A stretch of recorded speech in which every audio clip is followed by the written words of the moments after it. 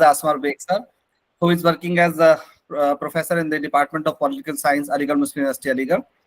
Sir, just brief introduction we need for because some of the participants are new. I will take only 2 minutes, sir. Sir is as far as his academic qualifications are concerned, sir is BA, MA, and PhD. Sir secured highest marks in MA in his masters. He was gold medalist, and he has also qualified JRF in 1989. Sir has published a good number of papers in in many good journals of national and international repute. Sir has also contributed chapters in many edited books. Sir has also presented a good number of papers at different seminars and conferences. Sir has published 5 books in 2000. But Anuradha ma'am, please. Yes, thank you. So one is 2000, another in 2012, another two in 2012, then another in 2017, and the last in 2023. And especially at that time, he was the Dean of Faculty of Social Science, and the book came in 2023. It speaks volume about his dedication and commitment towards teaching and learning. Sir has edited 3 books, and Sir has supervised 25 PhDs in the field of political science. Sir has successfully completed many research projects, UGC major research project, and coordinated more than 30 survey projects also, apart from this one major research project. Sir has delivered around more than 200 lectures in different HRDCs of Aligarh, Srinagar, Nainital, Meerut, New Delhi, and many more. Sir, apart from these academic responsibilities, Sir has also shouldered many administrative responsibilities. Sir has worked as OSD or Secretary to the Vice Chancellor of Aligarh Muslim University in 1996 till 1999. Sir has also successfully worked as MIC University Guest House, and then Director Career Planning Center, MIC Public Relations Office, AMU, Director Residential Coaching Academy, Member of Academic Program Committee, and Chairman of Political Science Department, Dean of Faculty of Social Science Department. Sir has organized many seminars, refresher courses, workshops also. Sir is associated with many academic bodies. Sir has visited many foreign countries also for academic purposes. Sir has been a wonderful orator, and he's my personal favorite, sir. Thank you very much, sir, for joining us in Aligarh. This time is very difficult time. Just after, I think that's a time for us, sir. But sir, you have given us time. You have accepted our request. Thank you once again. Sir will talk on a very important topic. Sir will talk on teacher and student-centric methods of teaching. Sir. Thank you for your kind words. Friends, this session is dedicated to talking about those student and teacher-centric methods about which I was asked to talk. And what I have decided that I will actually talk basically about the values which inform all these methods of teaching. Because in this course, I understand you would all be talking about the technical aspects, how student-centric methods are important and how teacher-centric methods are important and which methods are better than the other ones. But of course, all these would be discussed in this, but I'm a student of politics, as you just now came to know. And I would try to look at it from my perspective, that what are, to my mind, more important things than the procedural methods which we adopt in the classroom. And all those methods have to be informed with certain very important and basic constitutional values to which we are all bound as citizens of this country, even as human beings. And we need to understand and appreciate those values and the importance of these values, what these values are and how significant they are and how far-reaching consequences they would have once we rather adopt these values in our teaching methodologies, in the way we interact with the students in the classroom, and the values which we need to inculcate in the students when we interact with them in the classroom. Now, these values are so very important that unless we ourselves as teachers appreciate these values and understand their importance and their significance and what they are, it would almost be impossible for us to expect that there would be some kind of a transfer of these values onto our students. So the first important thing for us is to understand ourselves first, to bring about certain changes in our own personalities as teachers. And then, of course, we can hope and expect that we would be able to transfer them to our students with whom we interact in the classroom. Friends, the Constitution of India starts with the preamble. Now, those of you who are from social sciences and even otherwise, Constitution is a sacred document of our country, the most important and the most sacred of all documents. And we all understand that, even if we would not be very aware of rather the different values which are enshrined in those in that small document. Now, the preamble, to the Constitution of India is like the introduction of any book. If you read a good book and you read the preface of the book or the introduction to that book, you would be able to understand, what the book talks about, what are the main arguments. Because whatever is contained in that book is encapsulated in that small preface or that introduction. Similarly, whatever values are there in the Constitution of India, they are very beautifully, nicely encapsulated in the document which is known as the preamble to the Constitution of India. Now, the preamble at the very beginning talks about making India a secular, socialist, democratic republic. Now, many people would, if you have rather, might have read a lot of articles, maybe some books also, many people, or you might have heard the discussions in the public sphere in our country. Many a time you come across arguments that the word secular in the Indian Constitution is very important and it is very basic and it is fundamental. On the other side, some people will say that no, it is not so basic because it was not there originally in the document which was written, which was accepted in 1949 and then enforced in 1950, and it was later on added, so it is an afterthought, and so on. There's a lot of debate among people in the political arena, among politicians or political parties. Now, leave that aside. What I'm trying to tell you is that whether that term or the word secular was there in the Constitution or not, it is not that important. What is important is that the whole Constitution is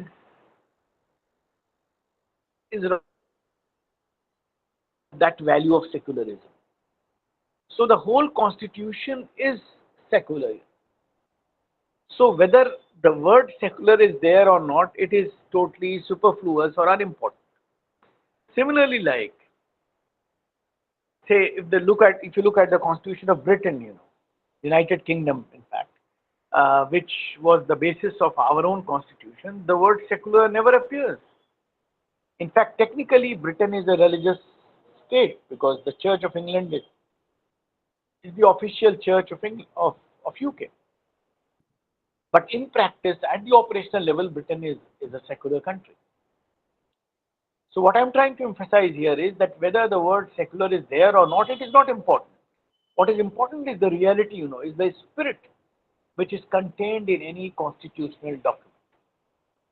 So at least we as educators should understand that the discussion, whether it is there or not, or it was there or not, or whether it came later, is a very superfluous, unimportant discussion because it forms the basis of our Constitution. It is one of the most basic ideas contained, enshrined in every article of the Constitution of India. Not only one part or one section or one article, but everything, in the whole Constitution document. It is, secular. Now the point is basically that we need to understand that what is this secular? What is secular? What does secular mean? Because quite often in our debates and discussions and what we see on the television and sometimes what we read in newspapers, the term secularism has been given a very, very limited kind of meaning. And that meaning is such whereby you would find that some people would say that it is a good thing, others might say no, it's not very good, and they might go on the other side because that is how that value is presented before us quite often. Even people who support it present it in a very improper manner, and those who are critical of it, of course, do not like it, and they are right, left, and center, criticizing it. So we need to understand that what does it mean, because it is such an important value which has to inform every action of a teacher in the classroom, whatever subject we are teaching. So it should be understood by us very clearly that what it means, what it connotes. Now, to understand what it means, we need to go in the context, in the background. And that background is the context of its evolution. Because those of you who are from social sciences would know better that whenever we have to understand the meaning of any term in our disciplines of social sciences, how we decide that what is the meaning of this particular term. If it is a controversial term, means if people are giving two different versions or three different versions of the meaning, so how to decide which one is correct? Because it's not like natural sciences, where definitions are very fixed. So if you ask for the definition of any term in natural sciences, in physics, chemistry, mathematics, or other such fields, there would be one definition which would be universal, everybody would be accepting it, and there would be no quibbling or definitions of terms and concepts. But our disciplines are not so rather fixed.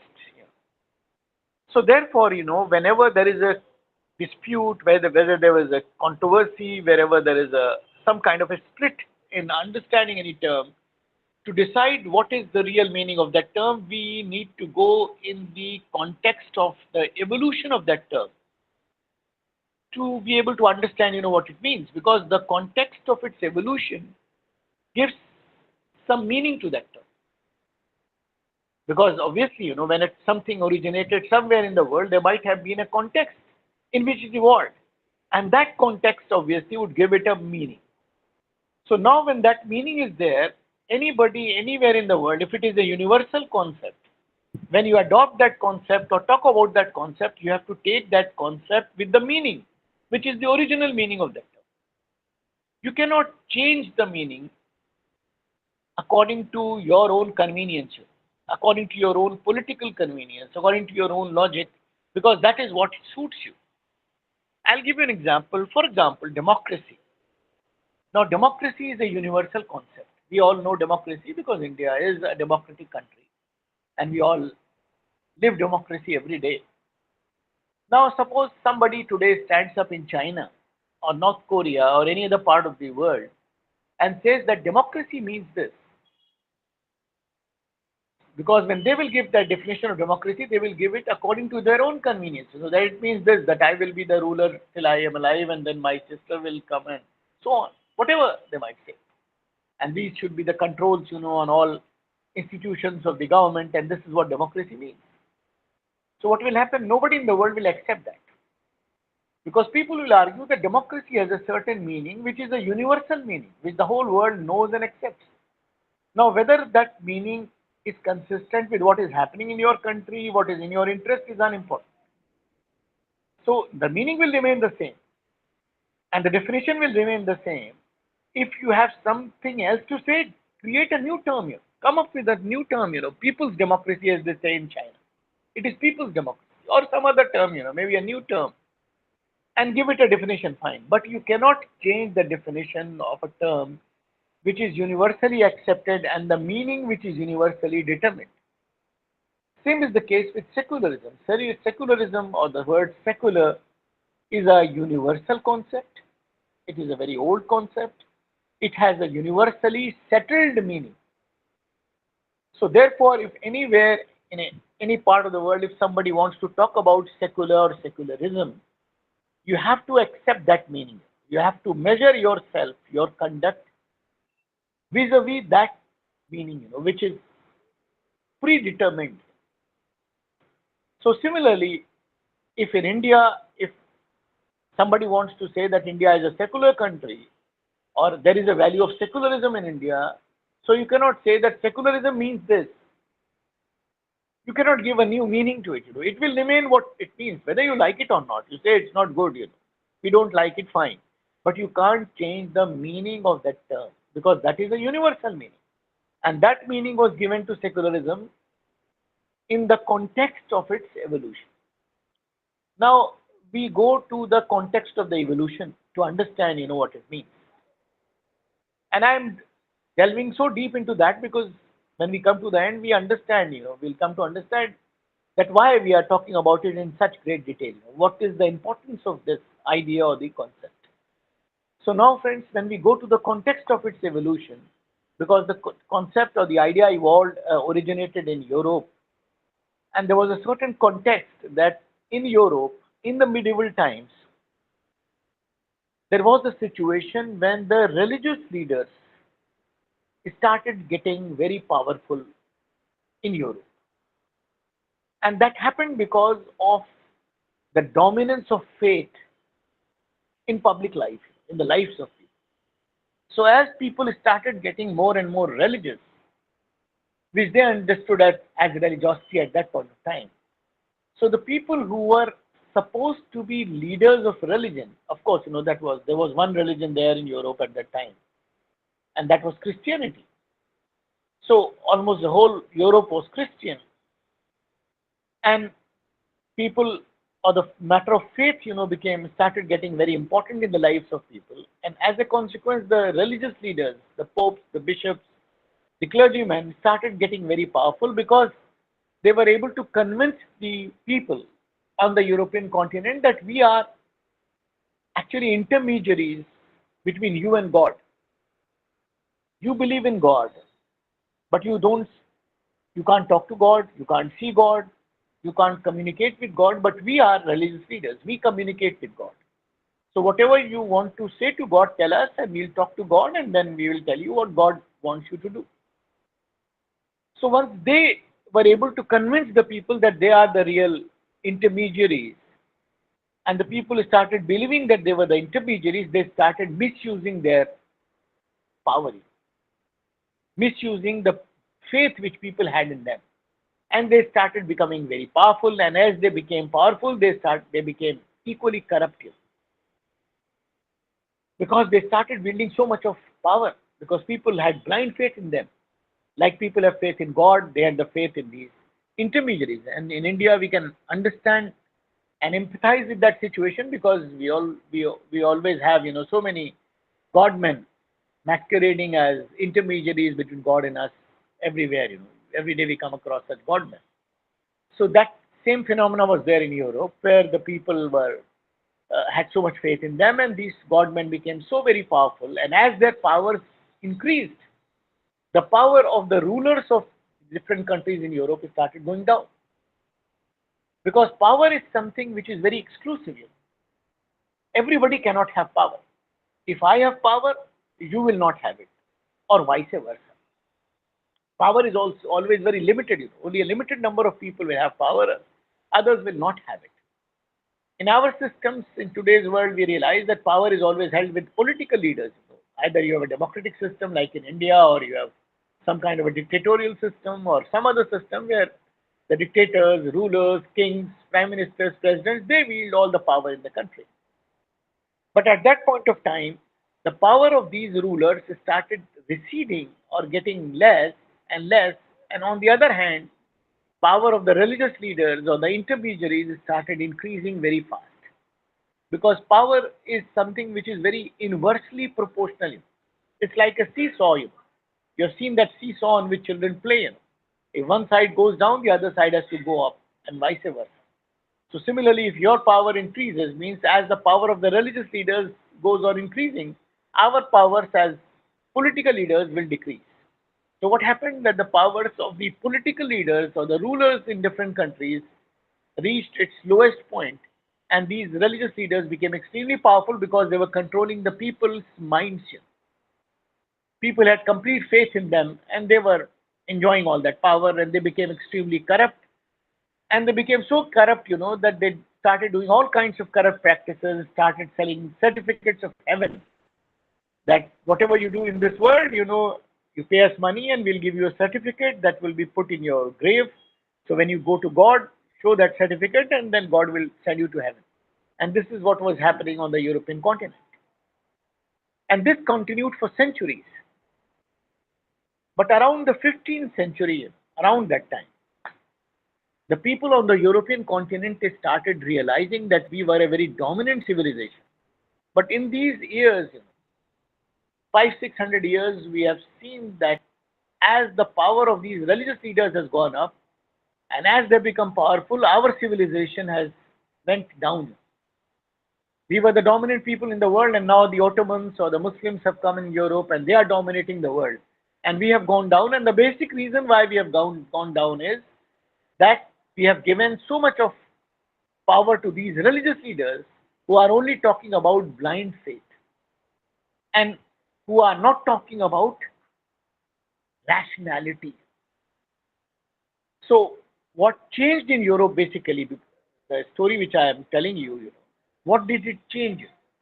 That, before this phenomena overwhelmed Europe,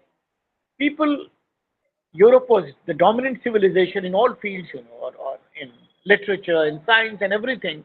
And when a civilization progresses, it is because their minds are open, because they have that rational outlook, that rational thinking, that scientific temper, because of which you go forward. Now, when that scientific temper, that scientific outlook, that rational consideration, is overtaken by faith, what happens? Your rational faculties have to close down, because faith is, by its very nature, non-rational. This is something very important for us to appreciate.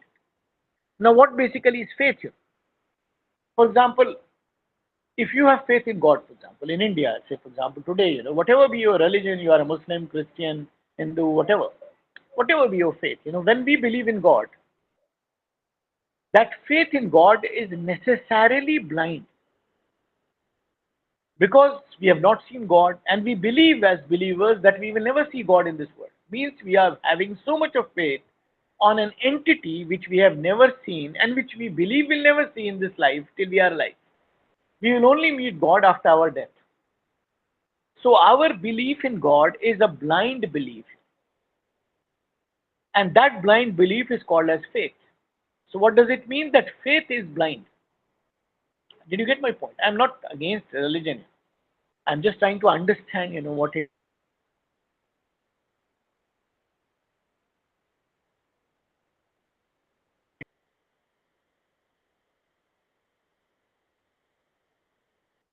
What does it mean? What does it mean? It means that you believe in your friend very much.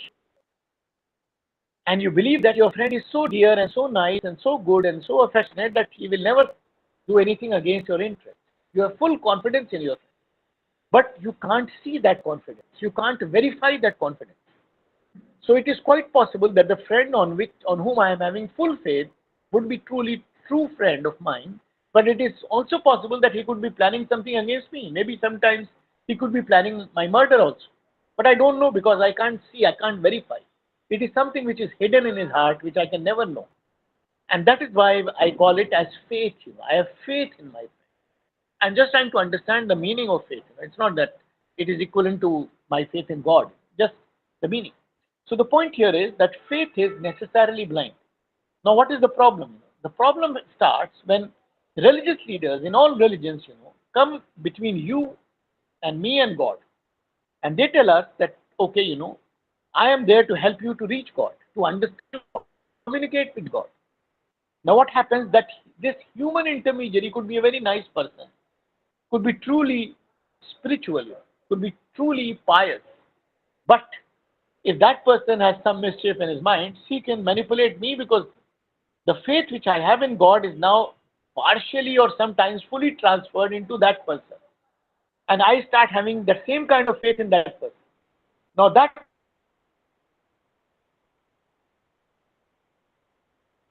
faculty to understand that man, because what is going in his mind, as I mentioned the example of the friend, I can't see. So I have no option but to have blind faith in that person. I can't verify it. So what eventually happens that that person controls me now. Now it's up to him to give me the true spiritual guidance or to manipulate me, in whatever way he wants. And you all understand this very well living in India. There are people in India who have been convicted of the highest of crimes. They are in jail many a time. They are absconders, and their followers are not ready to understand and believe, what is there before their eyes, because their eyes are closed by that, by that magnet of faith. So they are seeing with their own eyes the misdeeds of their so-called godmen, but they are not able to believe it because the godman has been very successfully able to obscure their rational faculties. So what basically happens here, when I start believing so much in a godman, in a middleman between me and God, what basically I am doing is I am putting my rational faculties on the back burner and foregrounding my faith, which is blind. So faith in some ways is anti-rational, non-rational. So what eventually happens that if my life is exclusively being guided by faith, there is every danger that my life would be guided by something non-rational. And I will close my rational faculties. So even if something is very visible before my eyes, in the form of daylight, I'll not be able to see it because my vision is being obscured by that faith. And if that middleman happens to be someone who has some ulterior motive, then that middleman or those middlemen can take us for a ride and make us do all kinds of wrong things because they have been successfully able to close our rational faculties. So that is exactly what happened in Europe at that time. That people generally were so drowned in faith that they could not see what was happening before their own eyes. And the political leaders felt helpless because they were human beings. So people were evaluating their political leaders as human beings. This I like about my ruler, this I don't like because he's a human being.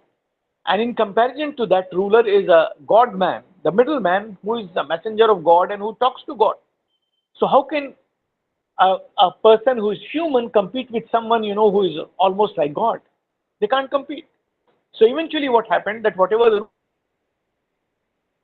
almost powerless, and all power came to these religious leaders, so-called religious leaders, and which I mentioned just now, became so very powerful and so very corrupt, and that eventually led to the downfall of everything which was scientific, which was rational, which was modern, which was secular, which was scientific, and people were all drowned in faith. So the European civilization, which was on ascendance, which was going up, started going down because all their achievements in different fields of life, all the doors were closed and they were all drowned in faith. And of course, there is never a power vacuum in the world. So the European civilization went down and the Ottoman civilization was on the rise. They were the dominant power in the world. So when after several centuries of slumber, the Europeans woke up in the form of Reformation, Renaissance, so many movements started, so many political philosophers came up and they started talking about this problem and they diagnosed this problem by saying that the basic problem with Europe is what? The basic problem is that we have been able to close our rational faculties, scientific faculties, and we have foregrounded faith which is totally non-rational. And if we want to again come back as the dominant civilization in the world, we will have to change. And change how? To reverse the social order by foregrounding science, by foregrounding rationality, by foregrounding scientific temper, by foregrounding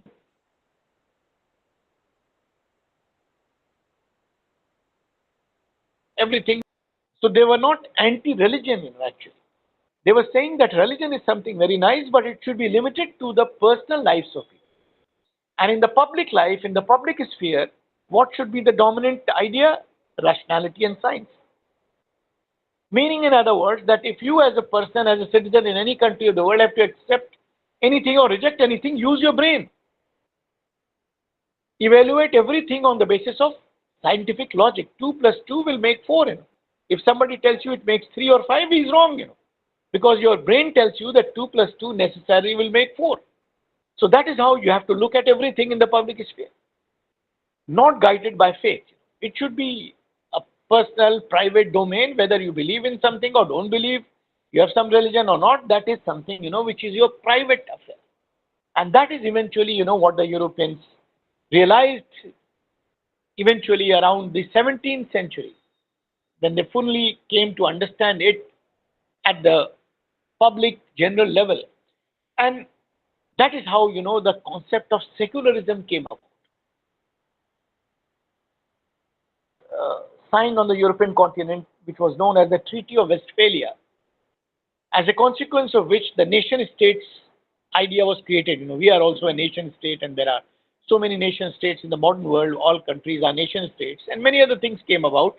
But one very important thing which was decided upon was that now religion will be a private affair for people.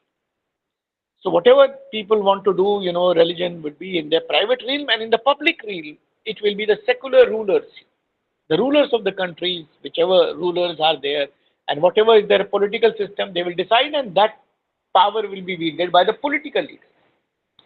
So the basic idea was a separation between religion and politics.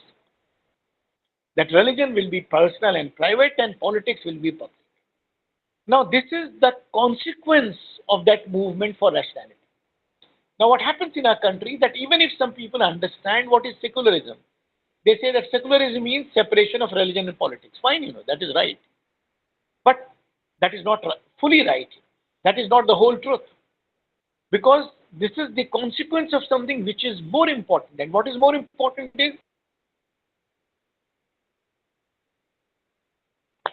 means as citizens, rationality should be the most important thing written on our minds here. And whenever we look at anything in our life as citizens of the country, we should always look at it scientifically, rationally, scientifically, and with a scientific temper. That should be the foremost idea, foremost value. And when that value will be there, the consequence will always obviously be that religion is something personal, which is my faith, which has nothing to do with science, but it gives me satisfaction. It gives me spiritual elevation, so it's good for me as a person. But in the public life, when I get out of my house in the morning, I am a citizen of India, and I have to behave in a rational manner. Now, what does it mean at the operational level? I'll try to elaborate on that in a slide. At the operational level, what does it mean? It means that when I get out of my house in the morning, whatever I'm doing, I could be sweeping the floors of the streets. I am a sweeper. You are a teacher. Somebody is an engineer. Somebody is a doctor. Somebody is a minister or a chief minister or even a prime minister. It's all the same. We are all citizens. What we usually do, two things are important here. What we usually do is that we always think that all these ideas concern political leaders, whom we call as political leaders, these MLAs, MPs, ministers, chief minister, prime minister, and we always evaluate their conduct, and we always put blame on them, that whatever is happening, whatever wrong is happening in the country, it is because of these people, and we are very happy. And it's psychologically also, very gratifying when you are able to put the responsibility of all the problems on someone else. And you as teachers, would have a good experience of this. Many a time, when students don't do well, their parents would often blame us, as teachers. That my son is very nice, my daughter is very good, but it's the teacher who is not good.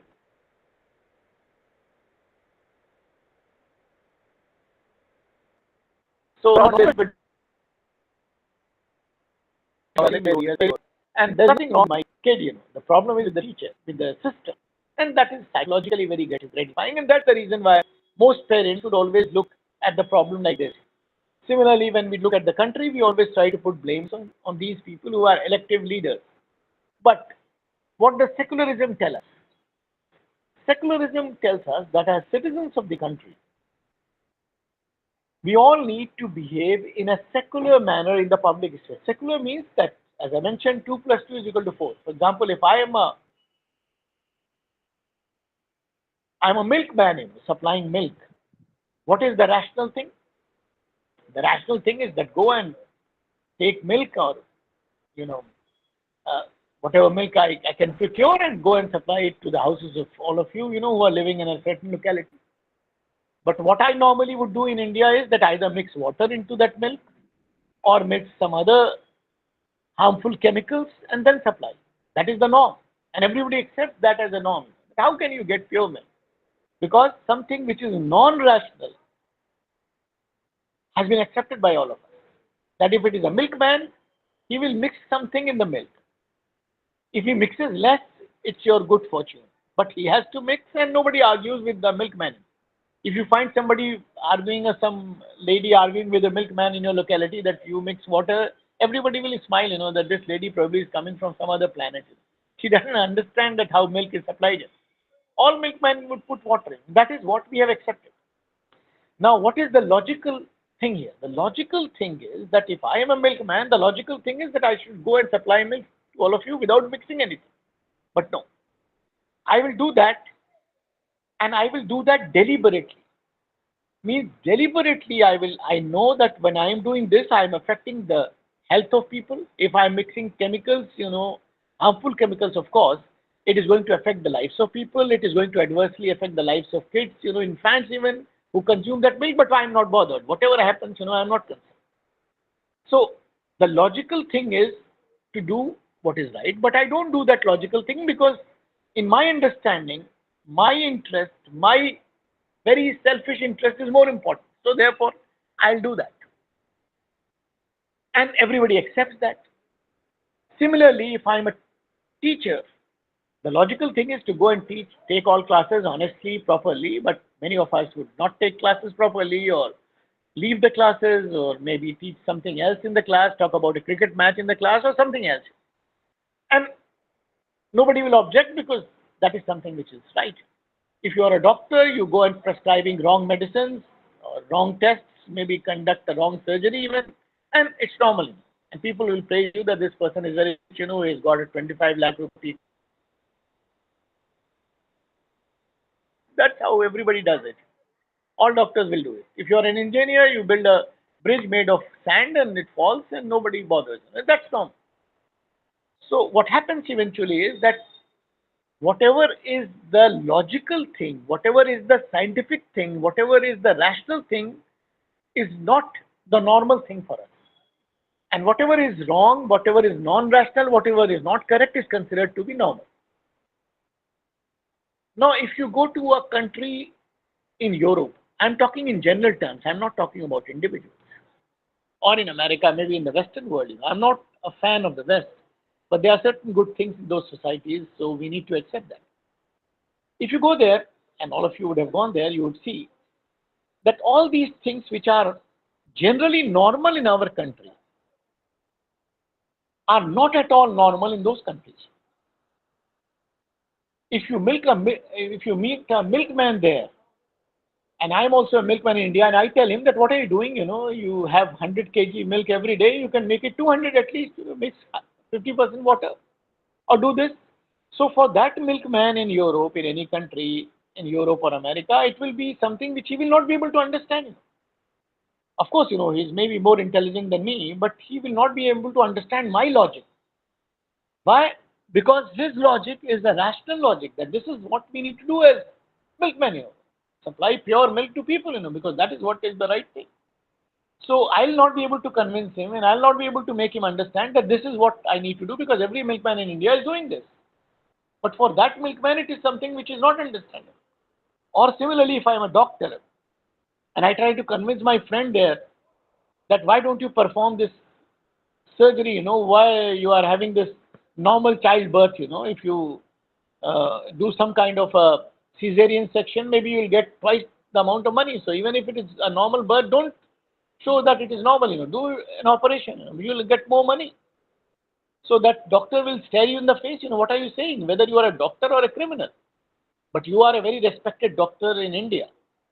But that small doctor in a small village, maybe in some European country, will not be able to understand your logic. Similarly, if I meet a friend of mine there and tell him that this is how you make bridges, in our country, where all bridges will fall in the first shower even, and that is what is normal, he'll not be able to understand, that how can I risk the lives of people, by building that kind of a bridge. or by making that, airport terminal, which falls in the on the very first rain, and nothing happens, sir, because that is normal.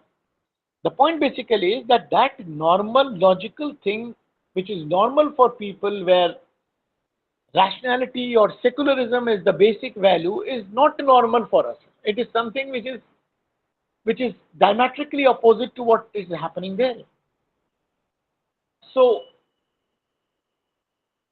what basically happens is that we have not been able to foreground that value of rationality in our lives as citizens of the country. Whatever we might say, we have all kinds of good proclamations, we have got a good kind of good slogans, but we don't live those good slogans because that is what is general. So therefore, what happens that when the other important thing is that either my thinking will be rational or non-rational. There is nothing in between. So either I am rational or not rational.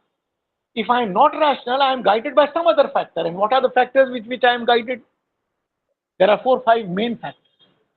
One, religion. In our country, religion, caste, region, language, money. These are the 5 important factors. Now, these factors are there in other countries also.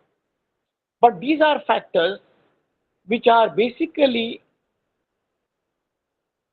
non-rational factors. And I'll explain to you how they are non-rational factors. And when they become our primary lens through which we look at the world, our actions are bound to be non-rational. I start with the first one, religion, for example. Now, religion is something which is a very important thing in a country like India. Almost everybody is religious. Whomsoever you meet, most people, you might have met in your lives, will say, I am a religious person. Now, almost all of us are religious, fine. We could be following any religion, and you all know as mature adults that all our religions have almost similar values. Whatever be your religion teaches you to be a good human being, to love other human beings, to respect other human beings, to be honest, to be truthful. All good things are there in all religions. So don't you find it is strange that in India, where all of us proclaim to be religious, and all our religions teach us good things, but still at the operational level, we are not that what we claim to be. Our religions are teaching us to love other human beings, and we are fighting in the name of religion. Sometimes we are using even violence in the even go to the extent of killing people of the other religion, and then the other important thing is that we feel happy about it. So religion, which is a matter of faith, which is not something which is decided by some rationality, because no scientific evidence in the world has proven till now that your religion is better than mine or vice versa. There is no scientific evidence, and that's why I say it is a non-rational thing, because there is no scientific evidence to believe that your religion or dominance of people belonging to your religion is something good, and my religion and dominance of people of my religion is something bad. There's nothing like it's just individual choice, maybe for different reasons. But we are taking that religious belief or the factor of religious identity is something so important that we are every day fighting in the name of religion. We have so many conflicts, we have communal riots, we have so much of discord in our country that people are fighting in the name of religion. So that's something, religiosity, which is such a pious, good, nice thing, which should have otherwise united us as human beings, is dividing us. Why it is dividing us? It is dividing us for different reasons, but one important reason is that there is a misplaced affection for our religion and for our co-religionists, means people who have the same faith as mine. I'll give you a small example to illustrate it. You all understand the difference between love and obsession. You are mature people. Now, love is a very good sentiment. It's a good emotion. It's a good feeling. We love other human beings. We love our parents. We love our children. We love our families. And it's always very positive, good, and nice feeling. But when the love becomes obsession, what happens? When the love becomes excessive, when the love becomes extremely possessive, it generates hatred. And it is dangerous. As you all know as adults, that quite often we come across stories of a boy who loved a girl and the girl did not agree to marry him, or the family did not agree, and he killed that girl or threw acid on the face of that girl. It's every day, it happens in our country. So as kids, we used to be surprised that how can you kill someone whom you love so much? How can you throw acid on the face of someone whose face you love so much? But as mature adults, we understand that that love became so obsessive that it generated so much of hatred. And that hatred made that boy do that thing, of killing that girl or even throwing acid on her face or whatever, doing something harmful to that girl. That made it easy for him. So similarly, when our faith or our religiosity becomes obsessive, it generates hatred. Not in the same manner, that was just an example to understand, how obsession operates, that it becomes so obsessive that we start hating people belonging to the other religion. I'm not talking about everyone, some people, many people. They start hating people belonging to the other religion, and that hatred makes it easy for them sometimes to even use violence against those people. You don't know the other person, but you are using violence against that person, or even killing that person, or lynching that person, just because you happen to know that that person has a different faith. And you came to know that only 5 minutes back, don't even know me. So you never hated me. I have nothing against you, or you have nothing against me. But the moment you come to know about my faith, you start hating me. How irrational, how illogical, how wrong. But that is what it is. So therefore, what happens that in our country, for many people, their love for their religion is defined by their hatred for the other religion or people belonging to the other religion. So you would come across many of leaders, so-called leaders of religious groups, who spew venom against people belonging to the other religion every day. You see on television and social media, spewing all kinds of venom against people belonging to the other religion, and they are trying to tell you that I am the leader of this religion. And many people follow them also. How strange, that you show that you love your religion so much, to show that you love the followers of your religion to so much, you have to use the language and the idiom of hatred. How strange, how wrong, but that is what it is. So that communalism defines our religiosity. Both are opposite. Religiosity is positive, communalism is hatred, but our religiosity is quite often defined by hatred, by communalism. So religiosity turns into communalism. Your caste identity turns into casteism. You start hating me just because I belong to some other caste. Sorry. You start hating me just because I speak some other language, and you speak Hindi and I speak Malayalam, so you hate me.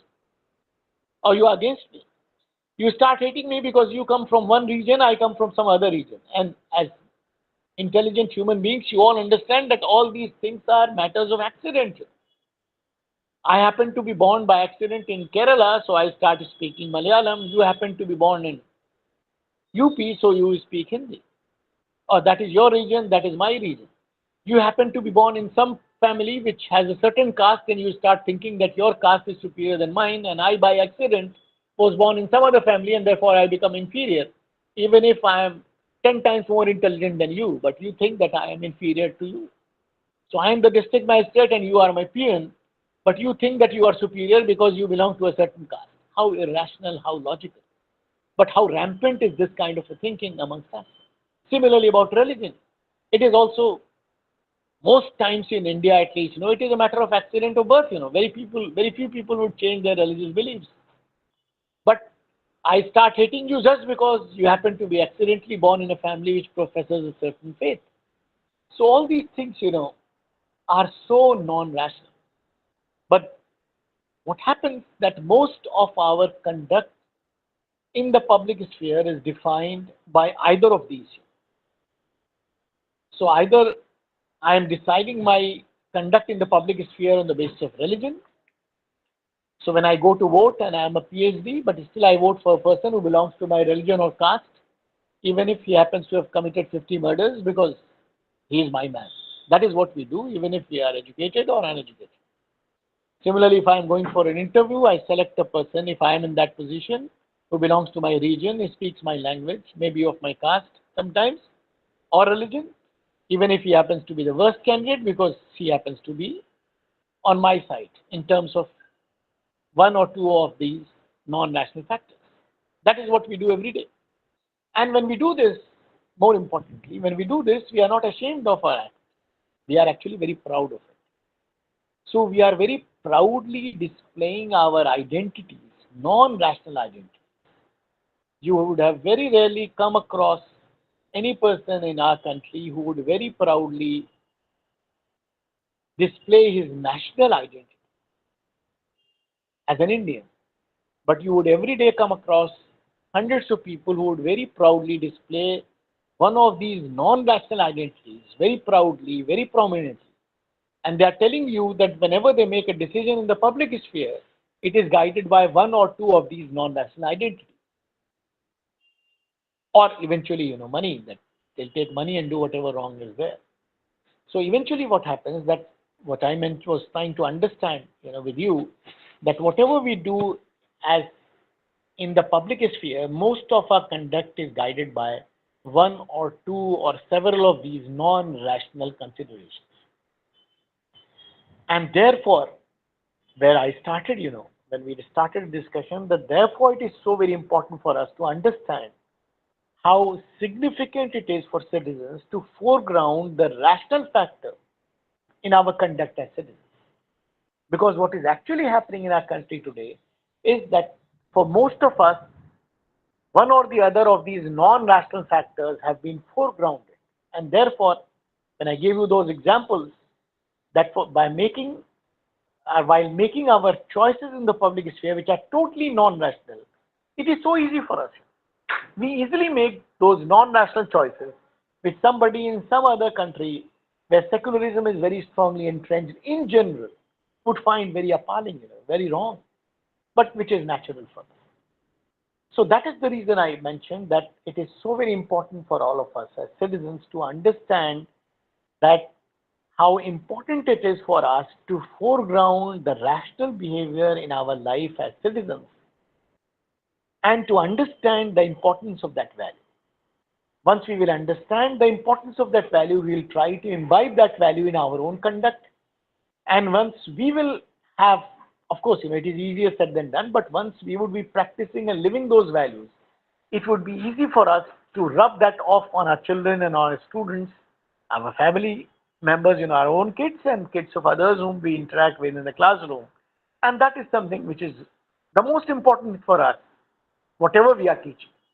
So whether you are teaching physics, chemistry, natural sciences, whatever, or social sciences, if these values are not informing your teaching, it's all useless, and you are seeing that every day, how things are unfolding in our country. So whatever you do in terms of some material progress which you think you are doing, that is all useless if you are not changing as human beings, because eventually that determines the way you live as a community on that piece of land which you call your own country.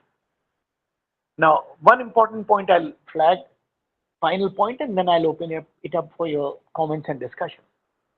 Now, another very important point which might be coming in the minds of many of you is that why it is so easy for many of us, most of us, to be guided by these non-rational considerations and not conduct ourselves in a very rational manner in the public sphere. What is the reason and why it is so easy for those people in general? It's not that they are perfect, but it's all relative, when you talk about two different societies. If you look at those societies which are so-called developed societies, it is something generally, which is what is done in those societies. The basic reason is the nature of politics. Politics here means, again, this is a misunderstood term. Politics does not mean that what these ministers and chief ministers and other people are doing in our country and elections and other things. They are an important part of politics. But politics relates to the conduct of all of us in our public sphere. As I gave you the example of a milkman or a sweeper or a teacher or an engineer or a doctor, whatever we do to other human beings is politics. So whatever is wrong in the country, it's not only the doing of so-called political leaders, but we are all responsible for the mess which we have created in our country in our own ways. Although the only difference is that our scale of activity is relatively smaller than people who hold elective offices, but nevertheless, we are all responsible for whatever wrong is happening or whatever good is happening in the country. We all know our conduct in the public sphere, how it is done and what are the considerations which guide us. Anyway, so that public conduct is conducted in a certain context. So for most of those countries, in the West, they operate in a situation which is known as politics of plenty. Means resources are in abundance, in relative abundance, and populations are less. In our country or countries like us, it is politics of scarcity, where resources are relatively less and people are many. So what happens in these two situations? In a situation of politics of plenty, the insecurities are less because you know that resources are so much in abundance that almost everybody will get the resources. If not to their satisfaction, at least basic resources would be easily available. So what happens that the insecurity in your mind, in the minds of people, is relatively lesser. Whereas in our societies, when resources are so scarce and people are so many, our insecurities are very high. What are these insecurities? About everyday life. Like, for example, all of us, as parents, that I got admission in an engineering college, whether my son will get admission to the engineering college or not. I did medicine, whether my daughter will get admission there or not, whether my children will get jobs or not. All kinds of insecurities are there with us, about real life issues. And we are all insecure. So what happens that when we are insecure, the people who wield political power, that is basically political parties, they are very clever people. They understand our insecurities in a very proper manner. So what happens, that these people are able to very easily exploit our insecurities to get more support, because that is how they will wield political power. So what happens, that when, say, for example, elections are held, because they are held every other year, this election or that election. So when elections are held, these political leaders, very clever players, they understand that if they talk about our issues and if they talk about resolving our issues of food, of medicines, of roads, of electricity, of jobs, what will happen? That in a country like India, where resources are so scarce and people are so many, they will not be able to resolve our problems because these problems are beyond them many a time. So what will eventually happen, that if some political party talks about these issues, after 5 years it will miserably fail, and then all of us will vote against that party and bring some other party in power. That party will also fail, even if they are sincere, assuming that they are very sincere in resolving these problems, because the problems are so huge. So what these political parties do is that they don't talk about these issues. They talk about emotions. These emotions are known as pseudo issues or artificial issues. And these emotions relate to those factors of religion, of caste, of region, of language. So instead of talking about our real issues of jobs, of education, of roads, of medicines, of all those things, which are our real life issues, they would try to talk about these emotions. And through these emotions, they want to get our votes. So what are these emotions?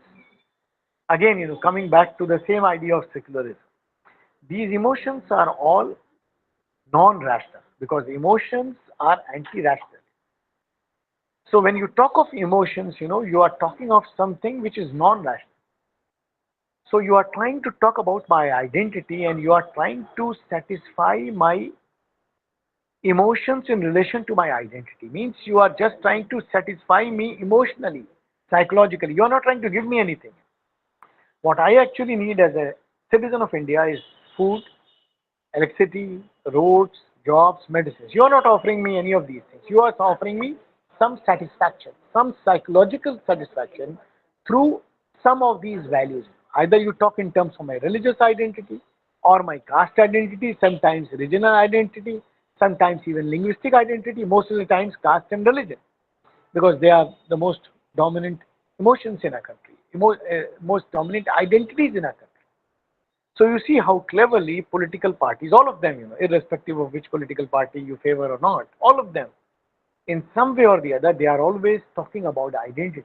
So what they are doing is basically is that they have shifted the ground of political contestation from real issues of food, of electricity, of water, of roads, of medicines or housing or jobs to artificial issues or pseudo issues which are called of emotions, of identity.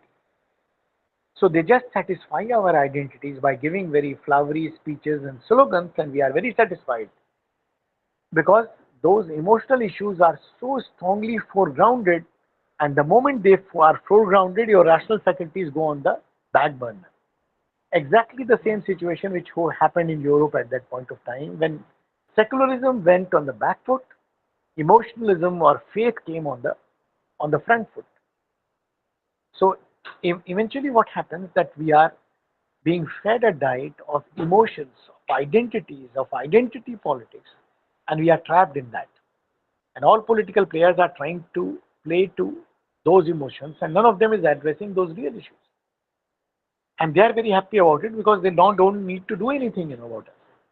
So they don't need to work for jobs, for roads, for anything. All these things keep on happening at a very slow speed, naturally also. But nothing is seriously done about any of these issues because they don't need to do anything about it. They just need to have their calculations right about our identity. So if I'm a political party and I decide that these are the two caste groups, for example, and if they come with us, we are going to win elections. So we are trying everything, every way to somehow manage to bring those caste groups to us. Maybe by offering them reservations. For example, you might see many times, again, don't take it otherwise. I don't mean to demean any caste, but maybe, for example, I belong to a certain caste which is a dominant caste in some state somewhere. So what one political party will come and tell us that we will give you reservations, knowing fully well that we don't need reservations, but they will offer us reservations. And we also know fully well that we don't deserve because we are very dominant, we are rich, we are educated, but we will also take it. Rather, we will be willing to take it. Why? Because we are insecure. We want that shortcut. So if somebody is offering that shortcut, I will not say that, no, don't give it to me, give it to the other person, they need it more. No, because they are small groups. They might be more needy, but they will not get it. And the political party will also not talk about them because they want votes. And they have determined that these two groups or three groups are the best groups. So they will offer us something which we don't deserve, and we will also willingly take that, or we would be rather willing to take that. So this is how that politics operates. And eventually what happens, that we are trapped in this identity politics. And political parties are very happy because they don't need to do anything for it. So eventually what happens, that this identity politics shifts the discourse in the country from rational issues to non-rational issues. And the whole public life in the country revolves around non-rational issues, about issues of identity. So what eventually happens, that many of us citizens eventually start looking at things from the lens of identity. So when I go to vote, even if I'm a doctor or an engineer or a PhD or you are an uneducated, look at that candidate through the lens of identity, my religion, my caste. So even if he is a dreaded criminal, but he is my caste, he gets my vote. And you have seen that, in all elections. You might go to the website of rather Google the antecedents of all people who become MLAs and MPs, and you would know, what are their criminal antecedents. But we don't worry, because I have to vote for the candidate who is from my caste. And political parties will also give them tickets depending on their caste and religious identity, because they know that that's how we behave. And suppose sometime this rational faculty is coming back, political parties, all of them would not want that rational faculty to come on the foreground, because the moment that rational faculty opens up, we will be able to see everything, what mess they are creating in the country. So they will keep on doing something to ensure that that cauldron, that conflict, that simmering conflict among religious groups, among caste groups continues to simmer. It doesn't die down, because the moment it dies down, they will have to perform. They will have to talk about real issues. Then we will evaluate them on real issues, and everything will be lost for them. So there is a vicious circle where political parties have a vicious interest to ensure that the temperature in terms of communalism, casteism, regionalism, linguism never goes down. So even if you tend to slightly forget your identity factor, they will not let you forget it because that is what is to their advantage. So in this context, that is the reason why I started talking about this value of secularism, which is so very important. So it's not a very selective, very small thing, very exclusive thing, very marginal thing, that whether it should be there in the constitution or not. It is something which pervades, and therefore what I mentioned in the very beginning, that every article of the constitution is secular, because every article of the constitution is based on rationality. No article of the Constitution of India is such which you read and you say that it is illogical. No. Everything is very logical, very logically explained. And anything which is logical is rational. So suppose that all of us as citizens start behaving rationally, what will happen? Everything will be right. We don't need to look at other people, to see that what they are doing. If I do everything right, you also do everything right. Everybody does things in the right way, in general, ideally speaking. And that is what is secularism in the public life. And that is the reason why it is such an important value. And that's the reason why I started talking about it. Anyway, there are many other things in this, but I'll stop here to take your questions now, because we need to talk, communicate with the group here also in terms of your questions and comments. And then, we'll go forward. So I'll stop here to take your questions and comments. Yes, please.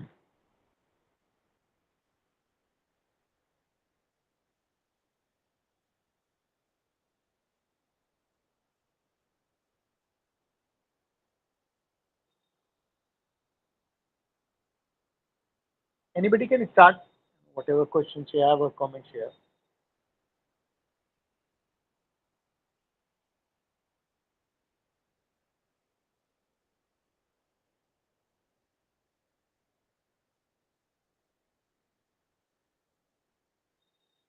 Nobody has anything to say? Should I continue, or somebody has some queries or comments or whatever?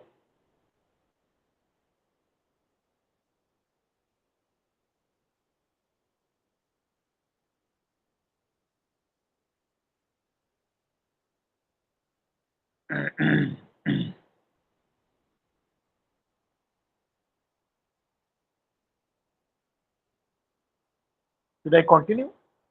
Anyway, yes. So when I was talking about these things, which are so very important in our public life as citizens, uh, another important thing is that why, another important question is that why it is so difficult for us to shed these lenses of identity in the public life. Why we every day, are easily able to put on the lens of communalism or casteism or regionalism or linguism and look at things from that lens. Why it is so easy? An important explanation for that is that in our process of nation building, the building of a nation, because a country is created in a day,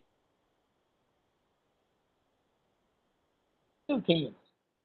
The Britishers went back and they gave us independence, that's fine. But then the process of nation building started. We started evolving as a nation, as an independent country, and we needed to cultivate certain values. One of the values which I talked about, and that is the most difficult part of creating a nation. So what happened that in this evolution of us as a nation, what we need to do is that we needed to have a proper prioritization of our identities. Now, all of us have several identities, and that is very natural. There's nothing wrong in that, What I mentioned, to you, that one identity is a gender identity, that I am a male, ma'am is a female. I belong to one religion, you belong to the other religion, you belong to some caste, I have some other caste, you come from Kerala, I come from UP, you speak Bengali, I speak Hindi. These are natural things. These are your identities, which are fine, which are there everywhere. But the final thing is my identity as an Indian, my national identity. Now, as I discussed with you all through, you might have understood that all these identities are non-rational, because there is no rational basis to any of these identities. and they make you look at things from a very narrow perspective, from a very narrow lens. The only identity which is rational is your national identity, Indian identity, that I am an Indian. When I look at something from that narrow prism, you saw the consequence, how I become communal, regionalist, linguist, and casteist. But when I look from the national glass, everything is equal because I include everyone. Everybody is there in my vision. So the national identity is a rational identity. The problem with us is that for many of us, for most of us, this identity prioritization is very wrong in the sense that for a nation state which has reached to this point of evolution, the national identity should be our primary identity always because it is the most important identity. It should always be number one. 2, 3, 4, 5, 6 is fine. Whichever identity you put at 2, 3, 4, 5, 6, it's all right. But the first identity should be the national identity, which is the rational identity. But for many of us, some other identity is the primary identity. So we have the national identity, but it is somewhere down the order, which is wrong. As you evolve as a nation state, this national identity should eventually be our primary identity. And if at some point of time, obviously it will happen, when for majority of Indians, the national identity becomes the primary identity, things will automatically start falling in place. Now, for many of us, this would be coming in your mind that yes, it is right. But it starts with me.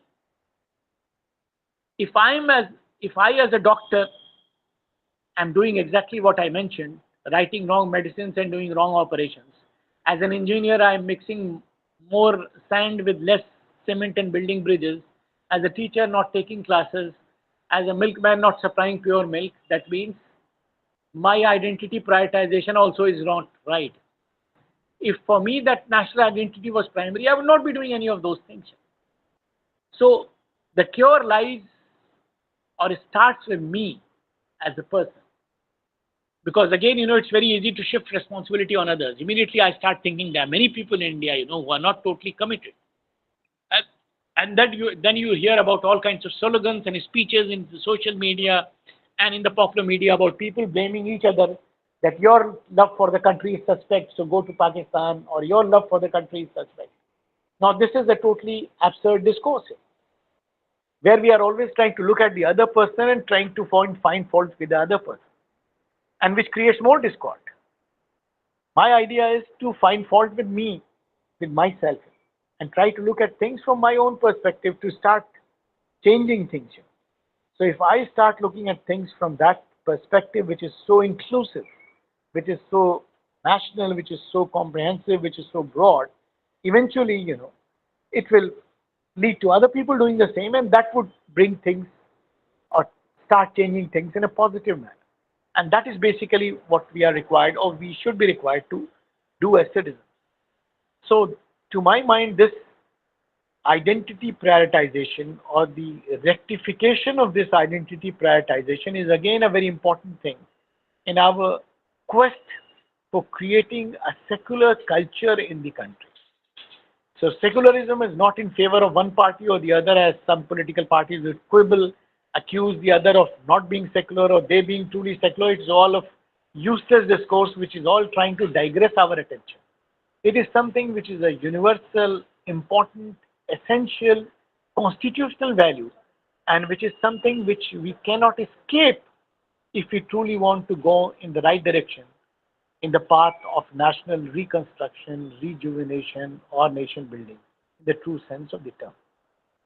So this is basically, friends, what I wanted to submit before you. Of course, there were many other things in this which could have been flagged, but I decided upon certain aspects of this value to be foregrounded, because that is something which I thought was very important for all of us to understand and appreciate as teachers, as educators, because I think that is something which is extremely important and which needs to be flagged at this point of time. So I'll stop here. If somebody has something to say, we'll look at those questions and queries, or otherwise we'll call it a day. So your questions or comments, if any. Uh, Good evening, sir. Uh, Good evening. yes, sir. Sir, my name is Shomal Ghosh. I am from West Bengal. And first of all, sir, I am thankful to you because I am seeing you for the second time, sir. Because in the year of 2023, I have attended the conference of India and the world in AMU, and you was in that seminar, sir, in Aligarh Muslim University.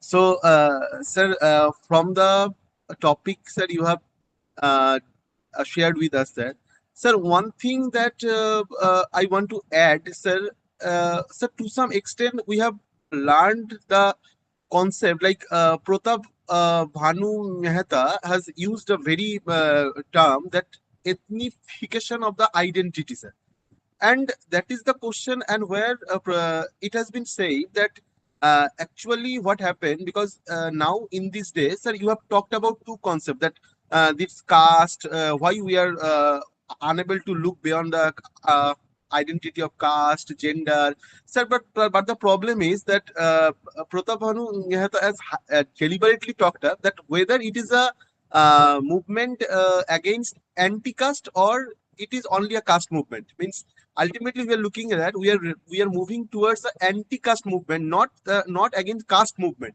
And actually with the new particularly with the emergence of neo liberal market, this identity politics has been taken a new form, sir, because now we are Correct. manipulating this identity in order to gain political leverage also, number one. And apart from this, sir, I must add, sir, not only through education, not only through the media, it is not possible. Rather, the political actually in a democracy, as sir, you have talked about that we are living in a democratic country, in a secular country, in a sovereign country. So naturally, when we have the option of the political party system and we have a multi-party system, sir, now the responsibility is also with the mainstream political party to recognize, to bring about this national consciousness over this parochial identity base. But sir, to some extent, I think that the mainstream political party have also failed in this attempt, because now you see that each and every political party is based on some identity, some very narrow identity, in order to reap the political gain. So, sir, Yes. where we will go? That is the question, sir. Why we will go? Because we represent ourselves through this party. This party actually they represent our will, but actually, sir, how they are representing our will, sir, that is a very important question for us.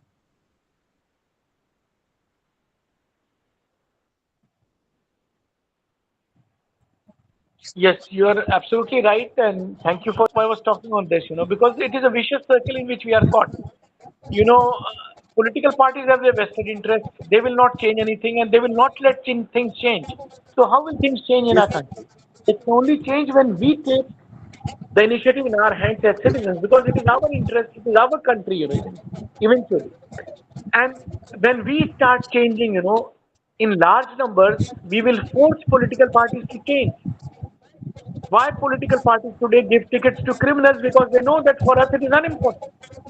But the yes, day sir. we decide that we are not going to vote for criminals, no political party will give tickets to criminals. So we have to take the initiative. I'll give you an example. If somebody, although it's a very pedestrian example, but this is an example. I gave you the example of a milkman, that if I'm a milkman, I am supplying milk to all of you who live in the same locality. And I'm supplying adulterated milk like other milkmen. But one day what happens that some of you take the initiative and decide that we will not use milk, because milk is not something without which you will die. So you all decide that Yes, sir. from tomorrow we will not take milk, we will only take unadulterated milk, 100% pure.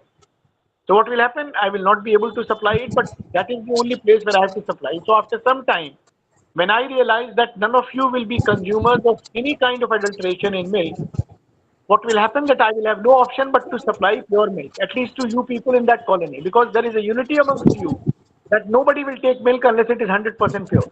So what happened? It is a hypothetical situation and not easy to do, but it is just an example. The point here is that when consumers are all united and they decide that we will not take anything which is wrong, the same milkman is forced to supply pure milk to your locality at least.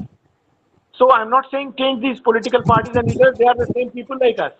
But if we all refuse to take these wrong things or talk about these things or force them to talk about real issues, the same political parties will be serving us pure food or pure leaders or pure issues. But that will happen only when we are united on issues. If we refuse to accept anything which is identity based and emotional politics, they will be forced to come on the at the level of real life issues. But that is only possible when we are conscious enough in large numbers as citizens to reject identity politics, which is not an easy thing, but eventually I hope and pray that someday things will change, because that is the only way the country can change. Otherwise, whatever change is happening, it is very superficial. Substantive change, if you want, अगर हम चाहते हैं substantive change, तो हमें as citizens change होना पड़ेगा. Because eventually, Yes, sir. whatever happens, we are going to bear the brunt of anything bad which is happening in the country. But of course, it's a very, it's too good to be true, but it is something, which can come about if we take charge, things in our charge, that we start changing. Yes, sir. Anyway, Thank you, sir. Thank you, sir. thank you.